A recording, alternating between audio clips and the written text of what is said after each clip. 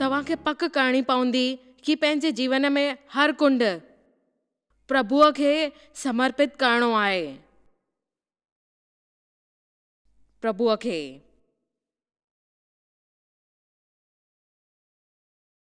तव्हांजो वात, तव्हांजा वीचार, तव्हांजा कन, छा तव्हां ॿुधणु चाहियो था, ऐं उहो बि तव्हांजी अखियूं, तव्हां छा ॾिसणु चाहियो था, तव्हांजो मनोरंजन, तव्हांजो सामाजिक जीवन, दोस्ती,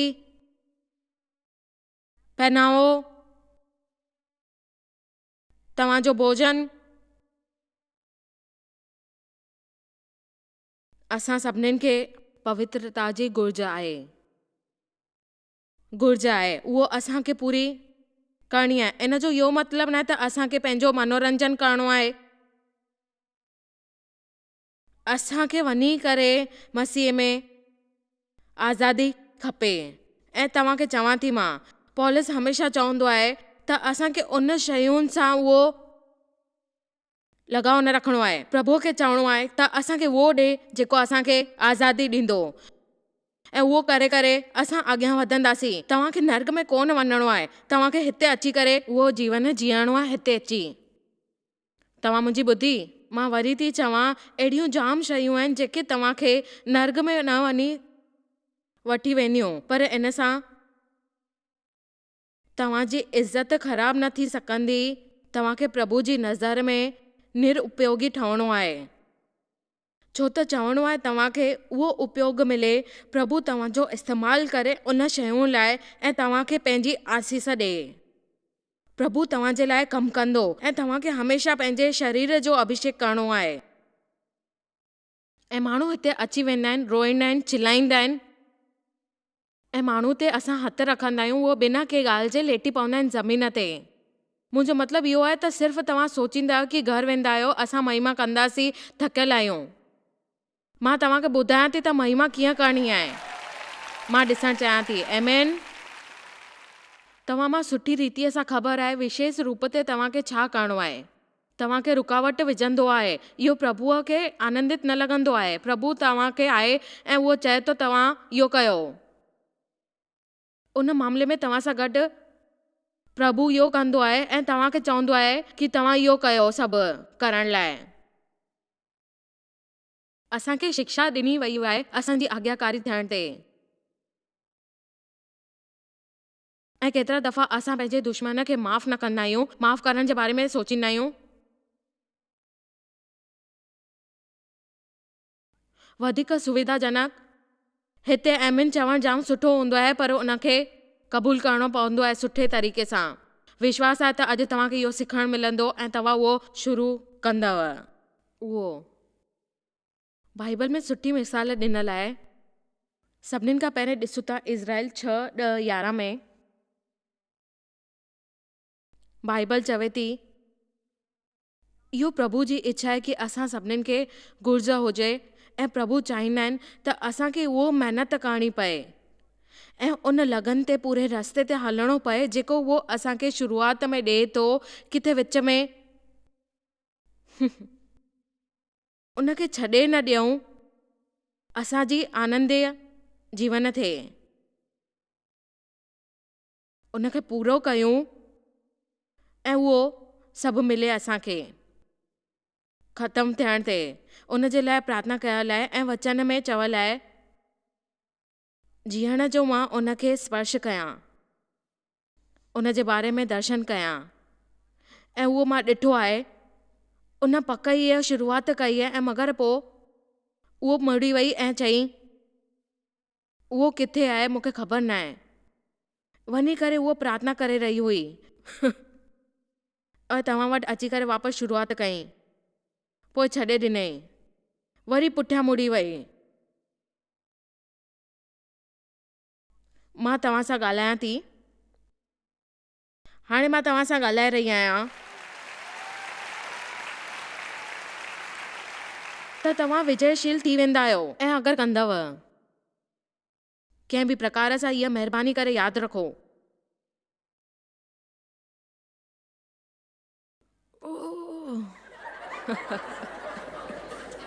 इहो तव्हांखे पाण करण जी ज़रूरत कोन्हे। जेको माण्हू प्रभु खे चवंदो आहे तव्हांजे रस्ते ते हलंदमि तव्हां सां गॾु, तव्हां इहो चई त ॾियो हिकु दफ़ो, मां तव्हां सां गॾु हली करे रहंदमि, बसि ॿियो कोई रस्तो न आहे मुंहिंजे लाइ, उहो पाणे सभु कंदो आहे।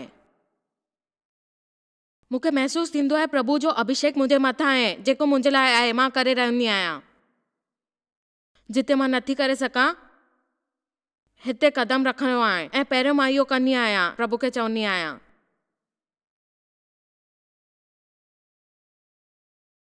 उहो बि ॻाल्हि जेकी बि आहे, ख़बर अथव बाइबल चवंदो आहे एतिरनि माण्हुनि में भरियल पई आहे जेको संपूर्ण रस्तो प्रभु सां गॾु हलणु चाहींदो आहे, ऐं कुझु अहिड़ो थींदो आहे उन्हनि जे बारे में तव्हांखे पढ़ूं था, ऐं पोइ कुझु त थींदो आहे। मिसाल आहे माई हुई जेके ॿार न पिया थियनि, उन प्रार्थना कई, उनखे ॿार मिले जीअं। उन प्रभुअ खे चयईं अगरि तव्हां मूंखे आसीस कंदव ऐं ॿार ॾींदव ऐं मां तव्हांखे वापसि ॾींदमि पूरी ज़िंदगी भर ताईं। ऐं जॾहिं प्रभुअ उनखे पंहिंजो ॿारु वापसि ॾिनो, उहो उन सां वांगुरु न थियो, ऐं उन चयईं की ॿार खे समर्पण करण लाइ प्रभुअ खे पंहिंजे पार ॾियणु ऐं वापसि उन जे घर वठी वञनि, ऐं उनखे खपे उन सां गॾु करणु। मुंहिंजो मतिलबु आहे त जॾहिं उहो पंहिंजे परमेश्वर खे ॾियण जो फ़ैसिलो कयईं, इन जो मतिलबु जीअं आहे, ऐं इहो जाम सुंदर आहे अगरि तव्हां पढ़ंदव कीअं उहो पंहिंजे ॿार सां उनखे खीर ॾिनई ऐं उन सां ॻाल्हाई वञी करे, मां उहो आहियां जंहिं पंहिंजे ॿार खे ॿधाई ॾियणु आई आहियां, ऐं प्रभुअ खे प्रार्थना कई त जेको तव्हां मुंहिंजे लाइ कयो था, मां तव्हांखे ॾियणु आई आहियां। तव्हांखे जंहिं महिल माण्हू पंहिंजी क़स्मूं निभाईंदा आहिनि, असांखे शब्दनि में खड़े रहणो आहे, ऐं उहो ज़रूरत आहे, अॼु ज़रूरत आहे अहिड़नि माण्हुनि जेके कार्य कंदा आहिनि ऐं उन जे करे मुताबिक़ थींदियूं आहिनि उहे ॻाल्हियूं। ऐं इन्हनि शइ जे असांजे समाज में जाम कमी आहे। मां ॿुधायां थी तव्हांखे, चर्च पापियनि ते बदिलण वारी न आहे। अगरि कोई दुनिया में चमत्कारी वारो आहे त उहो आहे असांखे ॿाहिरि वञी करे रोशनी ॾियण वारा सितारा थींदा आहिनि। अंधेरी दुनिया में रस्तो असांखे ॾेखारण वारो दीपक ठहंदो आहे, ऐं असांखे उहो दबाव विझण वारो कोई न थींदो। असां माण्हू आहियो जेको पाप खे सही न सघंदा आहिनि ऐं शुरूआति कंदा आहिनि समाज खे सुधारण जी।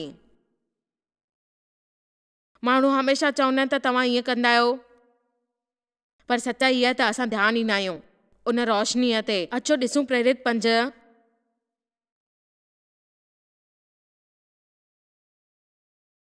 कंहिंखे अंदर खां अॼु कुझु हलचल जीअण लॻे थो।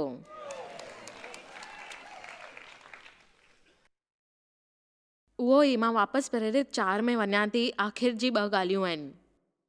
उहो चवंदा आहिनि यासफ नाले वारा साइत्रस जी हिकु लेवियो हुया। हिकु ख़ुशीअ जी ॻाल्हि आहे ऐं असांजी ऑफिस वास्तव में असां मध्य पूर्व देशनि जे लाइ प्रसारण हुतां ई कंदा आहियूं। त यासफ हिकु लेवी जो रहण वारो प्रेरित हुयो, जंहिंजो नालो हुयो बारनबास रखियो हो, जंहिंजो अर्थ आहे शांती जो पुटु। उन जी कुझु बि भूमि जेके उन वकियो आहे धाम जो रुपयो वठी प्रेरित जे पैसनि सां। मां तव्हांखे ॿुधायां थी, ख़बर हुजे तव्हांखे शायदि, माण्हू जॾहिं उहो ॾिसंदा आहिनि ऐं चवंदा आहिनि अरे यासफ तूं महान आहीं, उहो तूं जाम सुठो थो करीं, तुंहिंजे साम्हूं उहे शयूं आहिनि, छा हली रहियो आहे तुंहिंजे जीवन में, ऐं असां बि खोड़ पैसा वठंदासीं। उनखे ख़बर अथव कहिड़ी ॻाल्हि वणंदी आहे कि असां पैसनि खे जाम तवजो ॾींदा आहियूं। ख़बर अथव मूंखे विश्वास आहे कि असां दिलासो ॾेई बि छॾियो आहे जॾहिं कि असांखे असांजो मुंहुं बंदि रखिणो आहे। प्रभु चाहींदा आहिनि त असां पंहिंजी वात खोलियूं, ऐं उहो ई न त वापसि वञी उनखे ॿुधाए सघंदा आहियूं कि मां पूरी तरह सां शरीर में आहियां, मां प्रभुअ खां कुझु बि न ॿुधायो आहे। उन जे लाइ पुछण ते बि प्रार्थना बि कंदी आहियां, ज़रूरत आहे मूंखे पुछण जी, ऐं उन्हनि मां न कयो। असां उन्हनि जी दुआऊं कंदा आहियूं ऐं पोइ सुठा ॾींहं ॾिसंदा आहियूं। ऐं इहो नामक वारो हिकु माण्हू हुयो, उन चयईं त असांखे पंहिंजे पाण सां ॻाल्हियूं करणियूं आहिनि ऐं ज़ाल सां गॾु मिली करे उहे ॻाल्हियूं रखणियूं आहिनि ॿ भाग ठाहिणा आहिनि अलॻि अलॻि। ज़मीन ते रहियल भागनि में असांखे कुझु करिणो आहे ऐं मन में रहियल भागनि ते असांखे पूरा कम करणा आहिनि। प्रेरित जे पेर ते असां वठी वञी करे ॾिसूं ऐं उहो ॻाल्हियूं पुछूं, शैतान तुंहिंजो मन भरे छॾियो आहे छा? ध्यानु ॾिजो, इन ॻाल्हि ते तव्हांखे पंहिंजी ज़िमेदारियूं न निभाइणियूं आहिनि छो शैतान करे अहिड़ा वीचार ॾियनि था मन में। तव्हां छॾियो उन ॻाल्हियुनि खे। शैतान जेको तव्हांजे मन में ॻाल्हि विझंदो आहे, तव्हां उहो पंहिंजी पवित्र आत्मा ऐं ज़मीन खे पैसनि ते विकिणी छॾियो ऐं तव्हां चओ था कि तव्हांखे इहो न ख़बर हुई ऐं तव्हांखे ख़बर हुई कि तव्हांखे उन जी घुर्ज पवंदी। मां पूरो इन ते ध्यानु ॾींदमि कि मुंहिंजो विकास कहिड़ी ॻाल्हि ते हुयो। हिसो बि ॾियणो वारो आहे ऐं उहो सभु पूरो मिलायल नियापो हुयो जेको तव्हां चयो। उहो पूरो संदेश छॾिणो आहे कि तव्हांखे जेको चयो आहे उहो कयो आहे ऐं तव्हां उहो न कंदव पूरो, पर तव्हां जंहिंजी शुरूआत कई आहे तव्हांखे उहो शुरू करे ख़तमु करणो आहे ऐं किरियो उहो। इहो जाम गंभीर मामिलो आहे। हाणे मां चाहींदी आहियां कि तव्हां मूंसां गॾु 1 मिंट लाइ गॾु हुजो। उहो किरी पियो ऐं प्राण छॾे ॾिनई ऐं जॾहिं जी ॾिठो सभिनीनि ते दहशत थी। वचन 6 में पोइ जवान उथी उन जी अर्थी ठाही ऐं ॿाहिरि वञी करे घाट ते रखियईं। पोइ 3 कलाकनि खां पोइ उन जी ज़ाल अंदरि आई। उनखे कुझु ख़बर न हुई कि कहिड़ी घटना थी आहे। पतरस उन खां पुछियो कि तव्हां पंहिंजी ज़मीन एतिरे क़ीमत ते विकिणो था? हा, इन ते। जी हा, ओतिरे में असां हुन चयो। पतरस वरी उन खां पुछियो, तव्हां सहमत आहियो इन ॻाल्हि तां? ॾिसो, प्रभु जी जेकी आत्मा विरोध उनखे ॾेखारियो हो उन ॾिठई ऐं तुंहिंजो घोट खे गादार वारो किरी पियो प्राण ॾिनई। इहो अॼु जे लाइ प्रोत्साहित करण वारो संदेश आहे।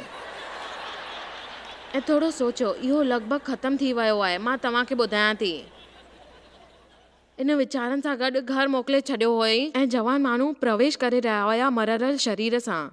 ॾिसो, सॼो चर्च ऐं ॿियनि जीअं इहे ॻाल्हियूं ॿुधी हुई उहो डप जे मारे हैरान थी विया। अनोखी दहशत ऐं आकांक्षा उन्हनि खे लपेटे छॾी। उहो हाणे पेरिस जे हथनि अग्नियत ऐं हैरान वारी ॻाल्हि हुई जेकी चिंता हुई। उनखे आश्चर्य माण्हुनि जे साम्हूं मंतानुसार उहे ॻाल्हियूं एकत्र मिलण लॻा। हाणे गौर ॾिजो, उन वटि उन्यावत ऐं सफ़ीरा हेठि किरी पिया। उन ॾिठो महान ऐं चमत्कार आश्चर्य कर्म थींदा रहिया ऐं चर्च में माण्हू खां जेकी संख्या हुई उहा वधंदी रही रोज़ ऐं उहो चमत्कार थींदा रहिया।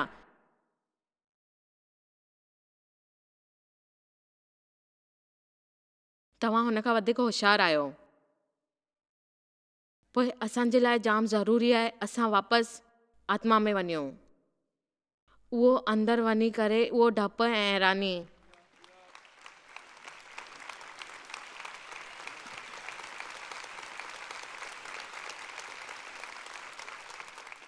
देव ऐं मां हिन बारे में ॻाल्हायूं पिया। पोइ हफ़्ते हिन ॻाल्हि ते असां ॿई सोचींदा आहियूं इन ॻाल्हि ते त उते कुझु वधीक ई ईअं थींदो आहे। उन चर्च में उहो असांजे लाइ सभु कुझु आहे ऐं उहो प्रभु आहे शक्तिशाली, धार्मिक प्रभु, सुठो प्रभु, न्याय जो प्रभु। असांखे काई बुरी ॻाल्हि जो डपु न हुजणु खपे। असांखे ख़बर हुजे जेको प्रभु चए उहो कंदो आहे। इहो कोई ग़लति न आहे, सही हुजणु सुठी ॻाल्हि आहे ऐं असांखे डपणो न आहे प्रभुअ सां। ऐं जंहिंमहिल असां कंदा आहियूं उहो बदिलंदो आहे।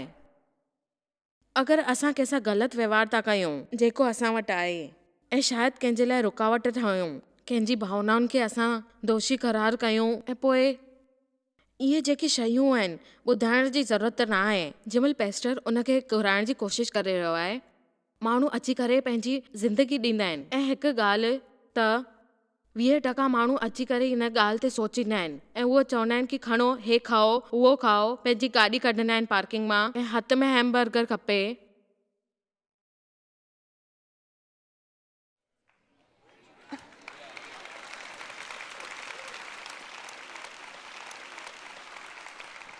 ऐं वाकई में असां एॾी तकर में हूंदा आहियूं, असां पवित्र आत्मा सां सुठो व्यवहार न कंदा आहियूं ऐं शायदि कंहिंजे लाइ रुकावट ठहूं जेको विञाए चुका आहियूं, नर्क में वञी रहिया आहियूं ऐं पवित्र आत्मा असांखे इहे सभु शयूं ॿुधाइण जी ज़रूरत न आहे। उहा ई छो त हर कोई जेको बि कंदो आहे उनखे असली नओं जनम वठिणो आहे ऐं ख़राबु अथव तव्हां पंहिंजी जीवन।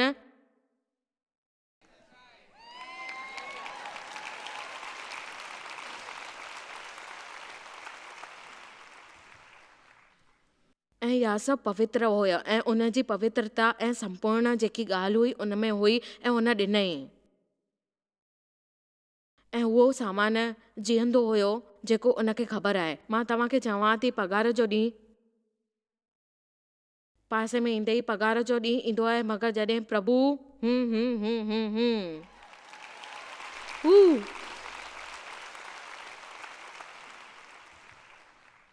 एस्टर वटि उनजी पंहिंजी योजना हुई। उन जवान में इहो ॻाल्हि हुई। उन एस्टर वटि छा हुयो मूंखे ख़बर न हुई। उहो राज जे महल में वियो, उनजो जीवन ख़तरे में हुयो। उनखे चयो वियो हुयो, उनजो संपूर्ण उन माण्हूअ प्रति हुयो। उन पूरे देश खे बचायो आहे, तव्हांखे ख़बर न आहे। प्रभु तव्हांखे छा करण वारो आहे तव्हांखे आख़िर ताईं सम्झ में न ईंदो ऐं कुझु वक़्त ताईं तव्हां इहो चवंदव कि इहो बदिली वञे। तव्हांजे प्रति प्रभुअ जे थ्रू संपूर्ण थियणु।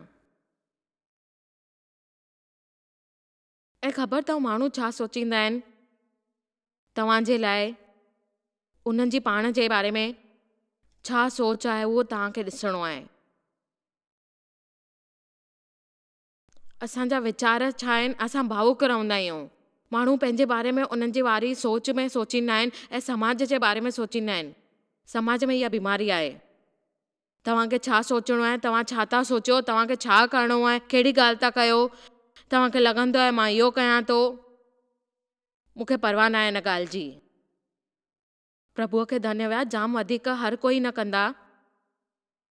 तव्हांखे सिखणो आहे ज़िंदगी में नकारना जाना ऐं उहो झटका आहिनि ऐं उन झटकाइनि खे अॻियां वधणु प्रभुअ सां गॾु। फ़िलहाल मां हिकु किताबु पढ़ी रही आहियां, A.W. टोज़र। पक हीअ किताबु उन्हनि लिखी आहे जाम साल पहिरियों, जॾहिं उनखे हीअ तरह जी समस्या चर्च में हुयसि। उन्हनि चयो अॼु जो क्लास कल्ह असां चर्च में छा कयूं उहो असांखे ख़बर न आहे ऐं असां उन रस्ते ते आहियूं जेको ख़बर आहे। ऐं दुनिया में इहा ई ॻाल्हि थींदी आहे, असां चाहींदा आहियूं अगरि उहो असांखे न मिले त असां हमेशह उनखे पसंदि न कंदा आहियूं ऐं उन्हनि खे चवंदा आहियूं त असांखे विश्वास कोन्हे।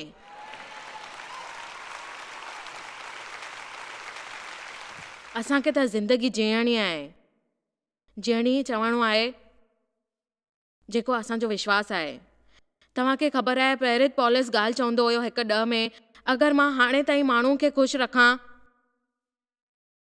मसीह जो दास न हुजां, इन जो मतिलबु माण्हू प्रसिद्ध कोशिश करण सां माण्हू सां गॾु समड ठाहिण जी कोशिश कंदा आहिनि। प्रभु जी योजना लिकियल जेकी तव्हां सां गॾु आहे लिकाए वेंदी आहे। तव्हांखे ख़बर आहे त तव्हां सुञाणींदा आहियो पूरी तरह सां उमेद में, उहो ख़बर अथव।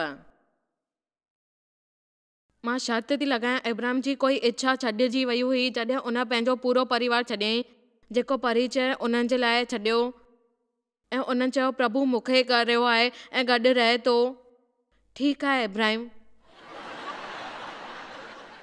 ॿुधायो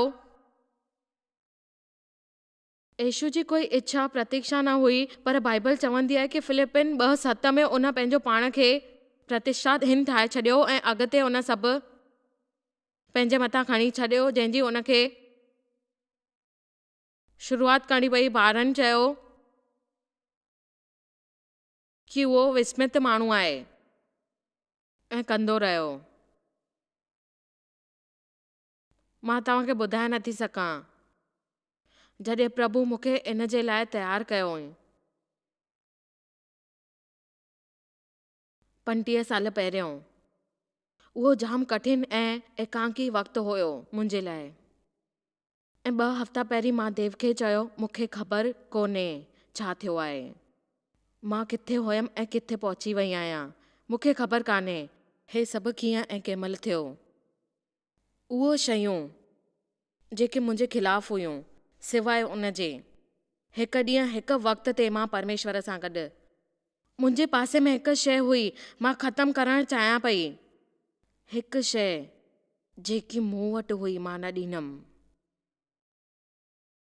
मुंहिंजो मतिलबु ईअं, जीअं छॾण मां मुंहिंजे दिमाग़ में सोच बि न रखंदी आहियां, मां न छॾींदमि ऐं हटाईंदमि। ऐं मूंखे ख़बर आहे प्रभु मूंखे जाम आशीष ॾिनई, निश्चित तौर ते मां हिते न हुजां, कोई बि ॿाहिरि वञी न सघंदो आहे। इन जे लाइ तव्हांखे कहिड़ी बि चालाकी जी ज़रूरत कोन्हे। प्रभुअ सां तव्हांखे मदद मिलंदी ऐं तव्हांखे हमेशह चवणो आहे प्रभुअ खे,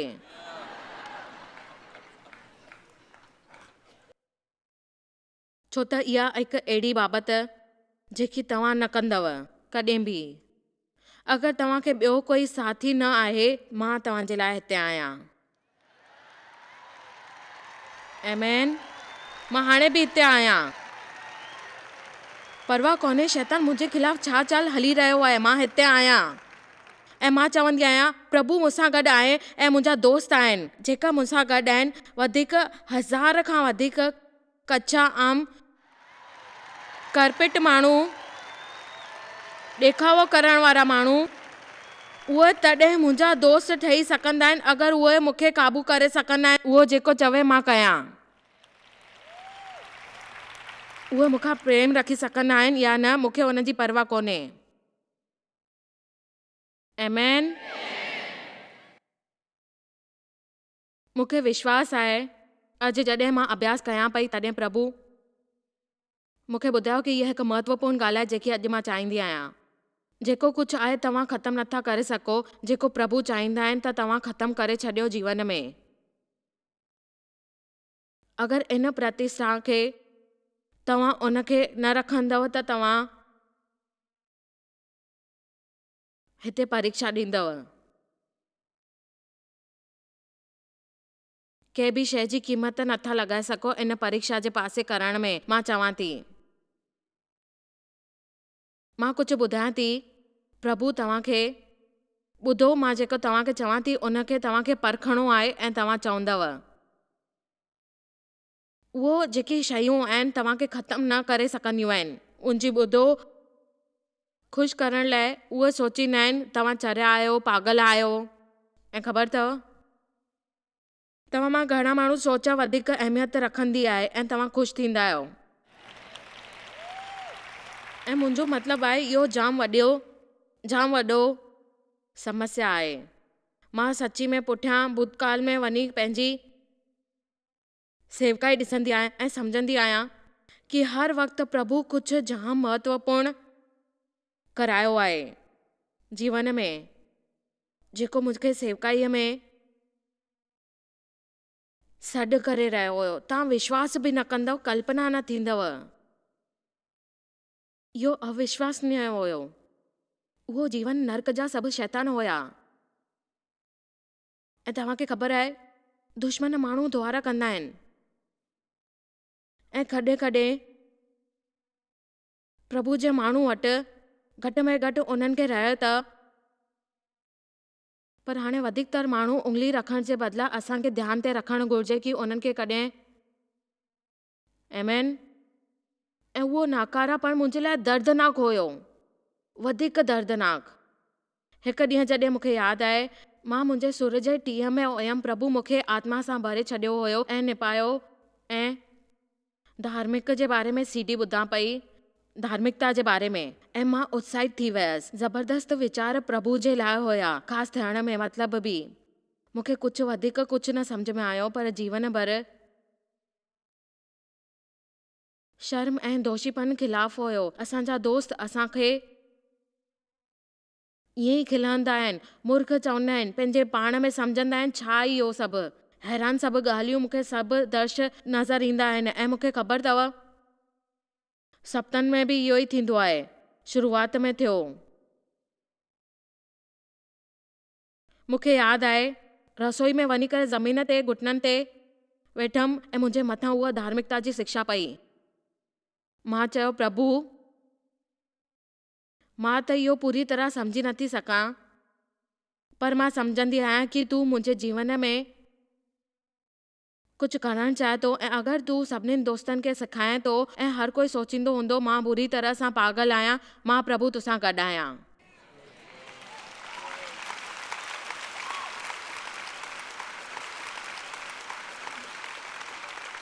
ऐं तोखे इहो करिणो ई पियो। केॾा दफ़ा मुंहिंजे जीवन में साधन था, 4 दफ़ा जाम जाम जाम जाम महत्वपूर्ण मुंहिंजे लाइ वॾी हुई, जिते मूंखे नकार वञण वारी मार मिली हुई। उन्हनि माण्हुनि जेके सच में मुंहिंजा दोस्त हुया, उहो जाम वधीक दुख थींदो आहे जॾहिं असां पंहिंजा सोचींदा आहियूं उहे माण्हू तव्हांजा दोस्त आहिनि ऐं पोइ ख़बर पए पर मां हिते ई आहियां। आमीन। मां किथे न वेंदमि। हालेलुया। छो त मूंखे तव्हांखे उत्साहित करणो आहे। अगरि तव्हां सदा हमेशह परमेश्वर सां गॾु आहियो, रहंदव ऐं हलंदव, तव्हां ख़ुशीअ जो ॾींहुं पाईंदव। मां प्रार्थना थी कयां कि अॼु जे संदेश सां तव्हांखे प्रोत्साहित मिले। शुरू जी थियण वारी शइ जे लाइ करण सां तव्हांखे ख़बर आहे कोई बि कार्य शुरू करणु। अॼु असां तव्हांखे कुझु साधना ॾियणु चाहींदा आहियूं। असांखे विश्वास आहे तव्हांखे हिन सां फ़ाइदो थींदो, तव्हांजो ॾींहुं सुठो थिए।